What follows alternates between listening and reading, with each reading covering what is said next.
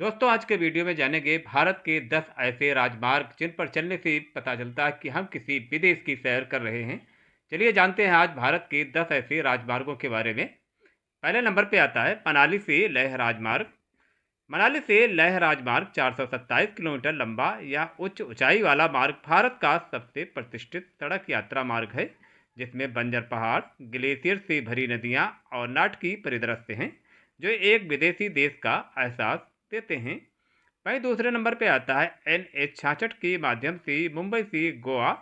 NH 66 के माध्यम से मुंबई से गोवा यह राजमार्ग समुद्र के दृश्य, हरे भरे नारियल के पेड़ों और घुमावदार सड़कों के साथ कोंकण तट से होकर गुजरता है, जो तटीय यूरोप जैसा दृश्य प्रस्तुत करता है। वहीं 3 नंबर पे आता है श्रीनगर से कारगिल और कारगिल से लेह राजमार्ग NH 1। बर्फ से ढकी चोटियां, देवदार के जंगल और क्रिस्टल सी स्वच्छ नदियां इस हिमालयी राजमार्ग को किसी स्विस पर्वतीय शहर से कम नहीं बनाती हैं। ये दृश्य बिल्कुल यूरोपीय जैसा दिखता है। इसके बाद में आता है चेन्नई से ईस्ट कोस्ट रोड होते हुए पांडिचेरी। जब आप चेन्नई से ईस्ट कोस्ट रोड होते हुए पांडिचेरी जाते हैं तो पूर्वी तटीय सड़क बंगाल की खाड़ी की समानांतर चलती हैं, जहां से खुले समुद्र का दृश्य पांडिचेरी में फ्रांसीसी वास्तुकला और धूप से सराबोर ताड़ के पेड़ों से भरी सड़कें दिखाई देती हैं और बहुत ही सुंदर दृश्य प्रस्तुत करती हैं। वहीं इसके बाद में आता है शिमला से स्पीति घाटी।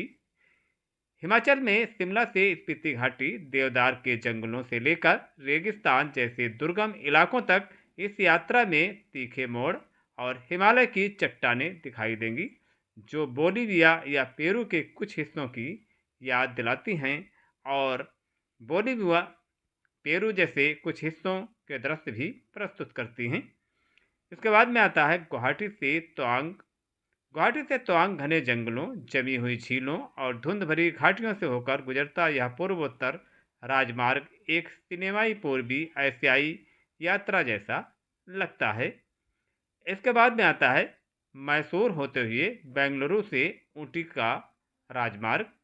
जब आप मैसूर होते हुए बेंगलुरु से ऊटी राजमार्ग पर जाते हैं तो बांदीपुर के जंगलों और नीलगिरी की हरी भरी पहाड़ियों से होकर जाने पर उत्तरी यूरोप की हरी भरी पहाड़ियों और बादलों से आच्छादित चोटियों का एक सुंदर दृश्य प्रस्तुत होता है। वहीं अगले नंबर पे आता है ऋषिकेश से जोशीमठ होते हुए औली का राजमार्ग। जब आप ऋषिकेश से जोशीमठ होते हुए औली के लिए निकलते हैं तो ये हिमालयी मार्ग देवदार के पेड़ों से भरी घाटियों और बर्फ के ढलानों से होकर गुजरता है। विशेष रूप से सर्दियों में यह रॉकी पर्वत जैसा दृश्य प्रस्तुत करता है और यहाँ पर रॉकी पर्वत जैसे दृश्य देखने को मिलते हैं। वहीं इसके बाद में आता है शिलोंग से दोब की राजमार्ग। शिलोंग से दोब की राजमार्ग पे हरे भरे घास के मैदान, धुंध से ढकी पहाड़ियों और हरे रंग की उमंगोट नदी एक अलौकिक एहसास देती है, मानो क्वींस टाउन या मिलफोर्ड साउंड से होकर जा रहे हों। वहीं इसके बाद में आता है पुरी से कोणार्क मरीन ड्राइव। जब आप पुरी से कोणार्क के लिए मरीन ड्राइव का यात्रा करते हैं तो एक ओर बंगाल की खाड़ी और दूसरी ओर कैसुरीना वनों से घिरा यह मार्ग कोटे डिजूर के भूमध्य सागरी आकर्षण को दर्शाता है और भूमध्य सागरी आकर्षण के दृश्य को प्रस्तुत करता है। गाइस, आज के वीडियो में इतना ही और आपसे मिलते हैं नेक्स्ट वीडियो में एक नई जानकारी के साथ। अगर जानकारी अच्छी लगी हो तो वीडियो को लाइक करें, शेयर करें, सब्सक्राइब करें। Thanks for watching video.